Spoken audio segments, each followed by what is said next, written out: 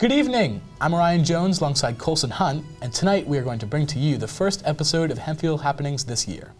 Here's a sneak peek at some of our stories. We will look at new fall sport coaches, student perspectives on voting in the midterm elections, how back-to-school night helps both parents and students, and we talk to our Superintendent Dr. Adams in a special feature. Stay tuned. You're watching Hempfield Happenings.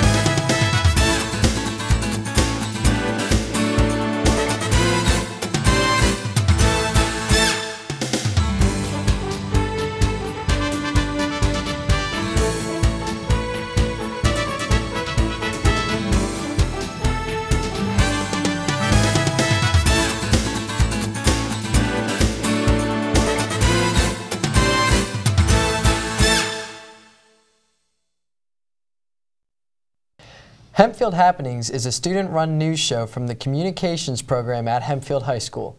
Tonight we will have several great news stories that our very own students have put together. School is well underway, and both students and parents are starting to settle in. Frank Russo went to learn about how Farmdale Elementary School students and parents adjust to a new school year. I want you to fill in a lot of areas that you haven't colored yet, but also see what happens if you paint over some things that you already colored. All right?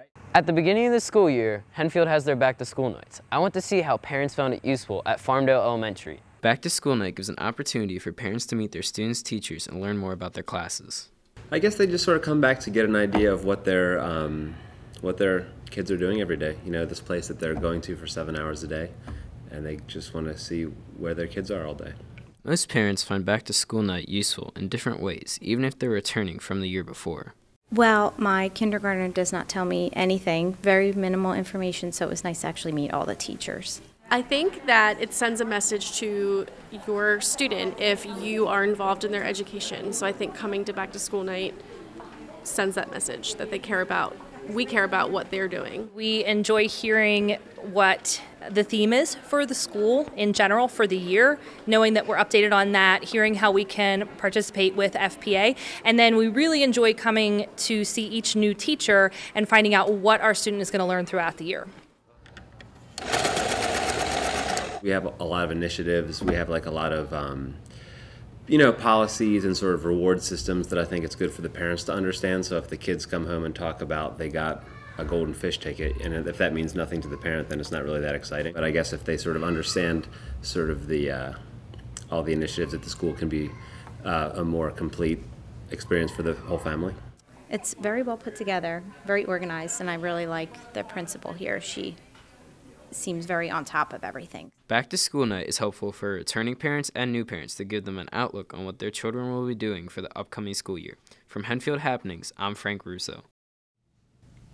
As Centerville Elementary students are going back to school, they are also learning a new skill in podcasting. Casey Kreiter talked to the CES staff and some students to learn about the podcast. This is Tom Kramer, and I'm the principal of Centerville Elementary, and I'd like to welcome you to the first ever edition of the Centerville Elementary Podcast. Something new to Hempfield is going on at the Centerville Elementary School. A podcast is being piloted to provide parents with a better way to stay connected to the school and its various events. Centerville is the first of Hempfield's elementary schools to experiment with a monthly podcast. The podcast itself was the idea of Mr. Tom Kramer, the principal of Centerville Elementary School, and he claims that communicating with parents is the primary reason why he decided to create the podcast. My goal is that parents are more informed about what's happening, because sometimes things don't get home in backpacks and in emails get deleted, so this is a great way to just have another way out there to provide parents with info. In order to make the podcast a reality, Mr. Kramer collaborated with Hempfield's Director of Communications, Mrs. Shannon Zimmerman. When Mr. Kramer came to me and asked me about podcasting for his building at Centerville Elementary School, we needed to consider, was this something that would be used by our audiences? And so we had great discussions about it before we launched into that. Mr. Kramer admits that while the podcast is solely an experiment at this point, he believes that a podcast could be integrated into other schools in the future. I think that's part of why we're piloting it this year, to see what could happen. I mean, if it ends up being something that's really cumbersome, adding on something else to do during the day can be a little tough, but I think it's something that if we find is relevant and parents are actually using it, I think it's something that if it's easy enough to do, that yeah, absolutely, we could utilize it elsewhere. Podcasts are proving to be a new and effective way for parents to stay informed about what is going on in their children's schools. The podcast can be found on Hempfield School District's YouTube page or on iTunes. For Hempfield Happenings, I'm Casey Kreider.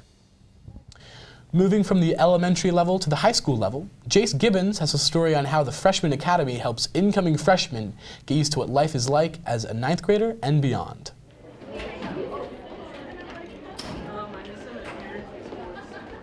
Freshman year can be intimidating for some. So the Freshman Academy was created here at Hempfield to help alleviate some of the fear of moving up to the high school. I talked to Dr. Becker about how the Freshman Academy is helping students through this transfer.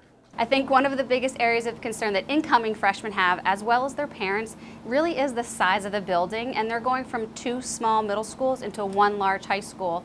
With that said, I think getting in the building as many times as possible and physically walking through the school and learning your surroundings, I think that's really important. So over the summer, I offer at least 10, if not 12 tours. So the parents and the students come in, they hear me talk a little bit, and then we actually travel out and about through the building, and we talk about various classes and curriculum and expectations and kind of all the stuff you don't really hear about at the school. I try to give the parents and the students the ins and outs. Additionally, I offer a transition camp, which is usually middle of August, right before school starts, and that's when the 9th graders again come to the building, except this time their parents are staying home.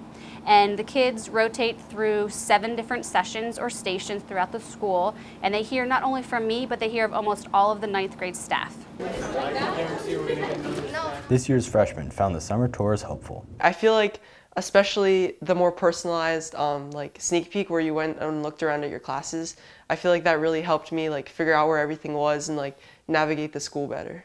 I would have no idea where to go, and the classrooms were so like far away from each other. So it really helped like calming my nerves and getting ready for high school. The Freshman Academy offers summer tours and a transition camp to help freshmen adjust to the size of the high school. For Hempfield Happenings, I'm Jace Gibbons. As those freshmen are entering the high school, they should be aware of how the Guidance Counseling Office operates, as should anyone in or affiliated with the high school.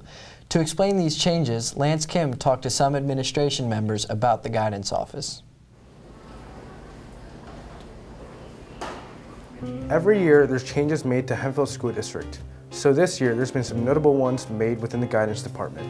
Recently, the administrators got together and we were brainstorming different ways that we can improve our services to the students. So we decided that it would be ideal if we had 2 counselors for every grade. Because if we have 2 for every grade, what that means is each counselor has a lower amount of students that's on the caseload. So the counselors are able to provide more individualized services to each student. So the counselors are set up in 9th and 10th grade. There's 2 per grade, and then they rotate. So whoever the student has in 9th grade, they'll have again in 10th grade. And then the 10th grade counselor will go back to 9th grade.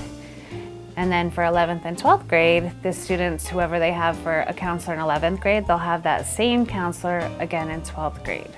And the goal is that by having 2 separate counselors, you have 2 caring adults for you, and you're not stuck with one person your entire year, your entire high school years.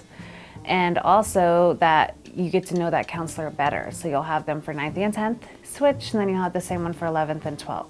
These changes are being directed to improve the lives of students and counselors. I spoke to a few of these students on their thoughts on these recent changes. But I think the changes to guidance are good because then the counselors get to move through with the students and get to know the person better and their needs and where they want to go to college. So yeah, my thoughts on that, I think that's better because like the counselors can spend more individual time on each student. I think it's nice because you get like to know your counselor and you don't have to like get to know someone new every year. Mrs. Bowes believes the needs of the students come above all else. As counselors, really what we want to do is make sure that we help you, the student, be successful after high school. These new changes are already taking effect throughout the school. For Hempfield Happenings, I'm Lance Kim. Now we head to Connor Sensenig in our studio to talk to Superintendent Dr. Adams about his perspective on how the school district functions smoothly. My name is Connor Sensenig, and I'm here with Superintendent of Schools, Dr. Adams. First thing I'd like to know from you is how long have you been working in Hempfield? Hi, Connor. This is year 12 for me at Hempfield, and actually year 35 for me working in public education. I'd worked in 2 districts prior to coming to Hempfield. What do you think sets Hempfield apart from the other districts that you've worked in? 3 things come to mind immediately. First is we are able to offer a tremendous diversity of opportunities to our students to be involved in a great variety of academic coursework during the school day and many, many different kinds of extracurricular opportunities outside of the school day. Secondly, I think I was really impressed when I came to Hempfield with the deep sense of pride that our students, staff, and community feel in the district. For a district that's made up of 4 municipalities and not a singular town or city, I find that to be really unique, and it's very palpable here at Hempfield. And then probably the third thing that comes to mind is the diversity of our community. I find that to be a real strength because ultimately we're hoping to prepare our students to go out into the real world and thrive, whether they choose to remain in Lancaster County or they choose to travel beyond the borders of our county. And so I think it's important that they are exposed to a community that looks a lot like the rest of the world looks and is diverse with respect to ethnicity and race and beliefs and backgrounds and all of those kinds of things. You've had a long career in Hempfield. I'd like to know what has changed academically in the school in regards to maybe opportunities and so on. Sure. I think the curricular program has continued to evolve over the 10 to 12 years that I've been here, and I think that's a positive. Our staff has worked really hard to ensure that students have the highest quality academic experiences in all of our courses and content areas that they can. I'm really proud of the fact that we've expanded our advanced placement opportunities for students to about 27 or 8 courses, I believe, this year. So, and we have more and more students taking advantage of that coursework each year. I love what we've been able to do with STEM opportunities for students, the Project Lead the Way pre-engineering program at the high school, the maker spaces that we've been able to add at all of our libraries and all of our schools. I'm really proud of the fact that this year, for the first time, every student in Hempfield has an iPad in their hands, and we've trained our teachers over the course of the last 4 or 5 years to be in a position to help our students utilize those tools to an optimal level in the classroom. I'm really thankful for the different kinds of supports that we've been able to put in place, academic and social emotional, for students who need more than just what they receive in the core content areas. And then I am really thrilled with the way we've evolved our special education services, the spectrum of services we're able to offer to those students who have unique challenges or learning needs. I'm really proud of the way that's grown over the years. Before you go, I'd like to know if you have any parting messages for the district, students, teachers, parents, alumni. Yeah, students, just please take advantage of all the different opportunities that are available to you during and outside of the school day. Our community has gone to great lengths and has made sacrifices economically to make sure that you have access to those experiences. To the staff, continue to exercise that growth mindset. Stay engaged in those continuous improvement efforts that allow us to continue to evolve the school system and offer our students the best possible education they can receive. And to our parents and community, thank you for your partnership. We appreciate your support. We encourage you to stay involved, especially our alumni. Please continue to come back and let us know how you're making out there. To me, the most valuable measure of the effectiveness of a school system is the feedback that we get from our graduates, letting us know, did we do a good job preparing them to go out and pursue their dreams or not? So please stay engaged with the school district and provide us feedback and stay in touch. We appreciate the partnership. Thank you. I'd like to wish you the best during your retirement, and I can't thank you enough for your time. Connor, thank you very much. I appreciate it. To see the full version of that interview, go to the Hempfield School District YouTube channel shown on the screen. Orion and I wanted to have a little fun and give young kids a chance to do a real-life interview. We asked them some simple questions and told them there were no right or wrong answers. And boy, did we get some great responses. I'm here at the Landisville Primary Center reliving my recess days, and I decided to have a little fun with the kids and ask them how the world works through their eyes. Do you know who this person is? No. You don't know who he is? No. You know this person? Justin Bieber. Justin Bieber. Do you know who that is? A YouTuber. A YouTuber. Okay. And do you know who that is? What do you think he does? Makes money. Take a guess. What does he look like he does? President. You think he's a president? Can you tell me who this person is? I don't have no clue. You don't have any clue. Do you know who that is? No. You don't know that one, do you? Nope. Do you know who that is? I don't know. Kind of looks like Donald Trump. For Hempfield Happenings, I'm Colson Hunt. Turns out nobody could recognize Elvis Presley or Dr. Adams. On to our next story. Fall sports season has begun, and there are some new faces leading their teams. Zach Rhoda talked to these new coaches and their players to learn more. Either cut this way to that cone, Pete, or you can cut back. You don't allow them to cut. This year at Hempfield, there are two new coaches for the fall sports, cross country and freshman football. Coach Wagaman knows exactly how he can keep the freshman football team on the right track moving forward. I don't think I've made a whole lot of changes. I've want to continue what Coach Gary Furman had did in the past, and I think he's got the junior high football program going in the right direction. I just want to continue what he's built here, and one thing I pride myself is I'm going to be organized at practice. I'm going to make sure everybody knows what they're doing, all the coaches, they know what they're doing, and the kids got to know that they're students first and athletes second. So I want to make sure I continue that tradition and making sure they're getting it done in the classroom, and then take care of the business on the athletic field.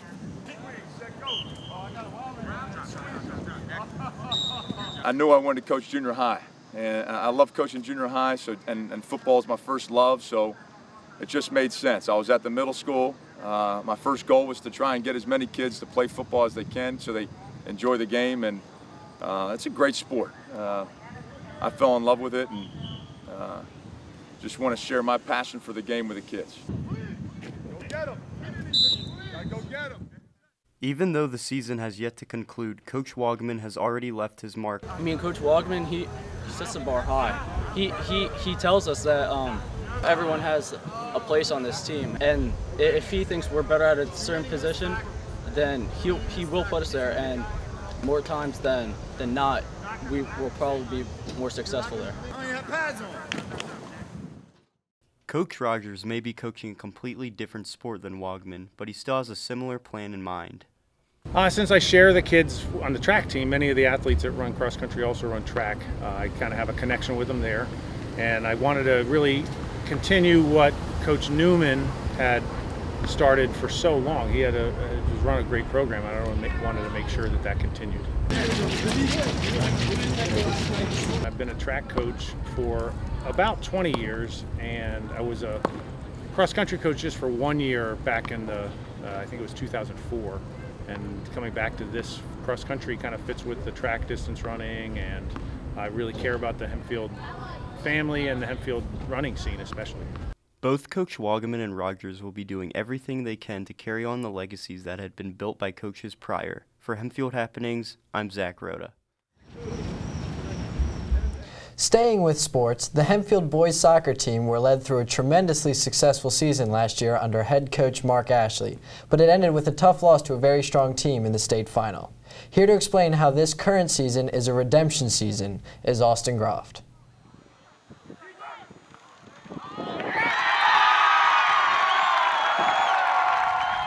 Last year, the boys soccer team made it to the state championship and suffered defeat.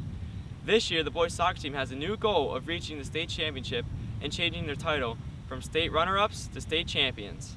Reaching the state championship last year was a huge accomplishment for the team. This year, the team has 15 seniors who all experienced the state championship game.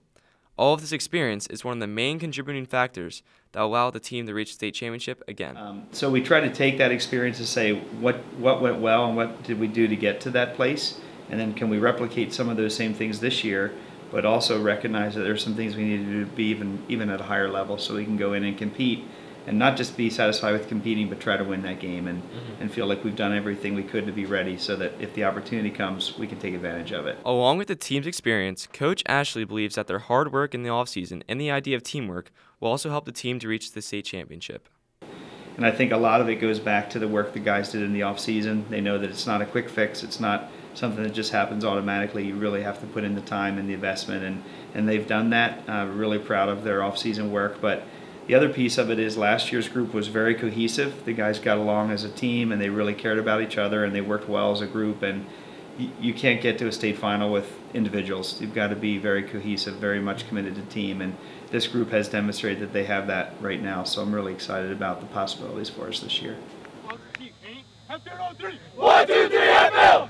Senior captains Drew Johnson and Jake Sukar, along with their teammates, share a huge passion for the game. They are constantly outside practicing, even when they don't have scheduled practices. We're out here every day, whether it's for practice or on our own. Probably for at least like 2 hours usually, every day. Off season, we're here a lot. In the summer, you'll probably find people here every day. Maybe running, or even just coming out shooting, maybe getting small-sided going, but pretty much anything to just keep getting touches. The team's hard work and the leadership skills of the seniors will help them to have a successful season and potentially allow them to become state champions. For Enfield Happenings, I'm Austin Groft. Our next story is about a very different sport, the triathlon. Katie Yoder spoke to some of the people involved. Everyone knows about Hempfield High School student-athlete population, but what you might not know is that Hempfield faculty members are just as committed to staying active. I started triathlon probably about 4 years ago, and it was by happenstance. I didn't intend to be a triathlete, so I originally was a marathon runner. I still am, but that was my original sport, was running. And through injuries, I landed myself swimming at the Hempfield Rec. And there I met some people who are in the Hempfield Triathlon Club. Befriended them, and then they convinced me to get a bike, and they convinced me to do my first triathlon 4 years ago at Mount Gretna, the Got the Nerve Sprint Triathlon. And then I kind of fell in love with it. My training load is, during the school year, it's about 10 to 12 hours a week.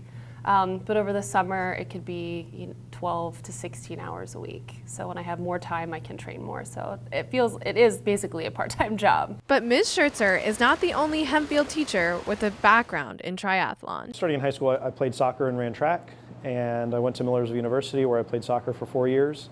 And at the end of my 4th year, I was kind of burnt out. So I decided to try something totally new, and I thought triathlon looked like a lot of fun. I would swim in Pusilo Gymnasium during my lunch, and then I'd run to class again. Ms. Schertzer and Mr. Newman are both coached by pro triathlete Andrew Yoder. We have a very close relationship. He's awesome when it comes to coach, constant contact, so I can text him whenever I need him or email him whenever I need him, and it's a very personal relationship, and he gets to see my growth and analyze things that are going on with my training. Andrew is not only a highly praised coach, but a former Hempfield graduate. He went pro when he was a senior in high school. Yes, I went pro because I had reached a limit with age group racing where it wasn't competitive anymore, so I didn't go for the money. I went to race at a higher level. But at that time, I was actually in school half a day. So I would get out afternoon and then train in the afternoon for that. Or I'd get up really early, like 3:30 and train. So I was very motivated. The coaching started in 2016. I wasn't really sure what I wanted to do with my life. I was injured for a few years and was in a really bad car accident from riding. So it was an opportunity to give back to the sport and to start a career that I enjoyed and that I had a lot of expertise with. I actually met Andrew one of his first days of 9th grade here at Hempfield, and we became friends then after he graduated, so we stayed in touch. And I respect a great deal what he was able to accomplish in triathlon. It's grown into something really special. Best of luck to these triathletes. For Hempfield Happenings, I'm Katie Yoder. With midterm elections approaching, Bella Schwam talked to some experts about the importance of young people voting. I'm here at the Hempfield Rec Center, one of the polling stations here in Lancaster. Statistics show that in past elections, millennials have had the lowest voter turnout of any age group. With midterm elections coming up, there is hope to raise that number. The Pew Research Center reveals that millennials eligible to vote is now equal to that of baby boomers, but the percentage of eligible millennial voters who actually show up to the polls doesn't match that growth. I think that young people don't think that things in politics and things that are going on really affect them yet. They think of things like taxes and infrastructure, and that's not like on their plate yet, but really it's stuff that we're voting for now that's going to affect us when we're older. I think it's important that parents and teachers push for kids to vote. I know this past election season, our teachers were showing us the news, and not in a biased way, but it was helpful because we got to see what was going on. Now we have so many resources through the internet and even through, especially through our teachers. Dr. G. Terry Madonna is the director of the Franklin and Marshall College Poll and has been teaching American politics for over 30 years. He explains one reason why only 23% of younger voters participated in the 2014 election. They're at that point in their lives where they're undergoing a lot of change.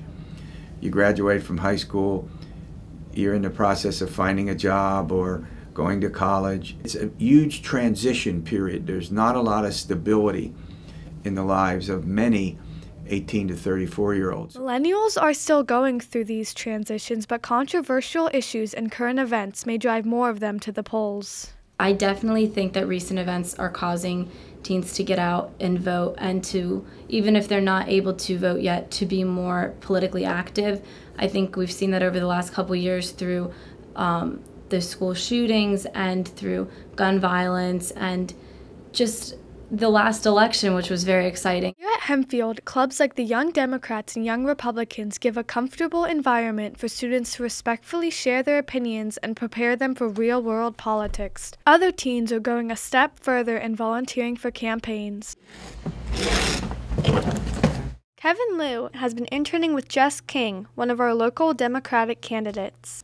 There are different groups of interns that we have. I do field and outreach, so I get to call voters and ask for their support and gauge where we're at. And also just stuff in general, like going to events and clipboarding, which is asking people if they even know about it. Through interning, Kevin has gotten to look more closely at the issues in our world today and learn why it's so important for millennials like himself to be educated and take action during election season. Voting is really important, and I think everyone who's allowed to vote should vote, because so their voice is heard, and so they aren't forgotten, and so there's a wider representation of what's going on, and it's the one main thing as an American that you should be doing. Even if we're not in office or we're running for office, we can still have a big role in politics, and a lot of people think one vote, one ballot doesn't matter, but it really does make a big difference, even just to be politically active in the sense that you know the candidates, you know their stances. The essential element in a democracy is that